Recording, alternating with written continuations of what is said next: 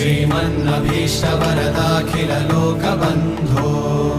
Shri Srinivas जगदेकदयैकसिन्धो श्रीदेवताभिमूर्ते श्रीवेङ्कटाचलपते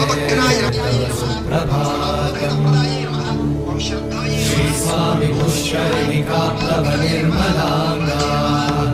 श्रेयोऽधिनो हरविरिञ्चि सनन्दनाद्या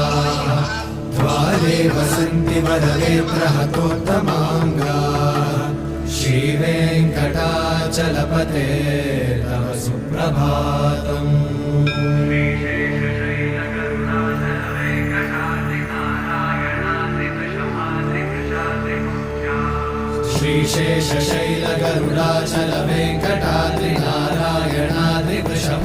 श्रीशेषशैलगरुडाचलवेङ्कटाद्रिनारायणाद्रिवृषभाद्रिवृषाद्रिमुख्या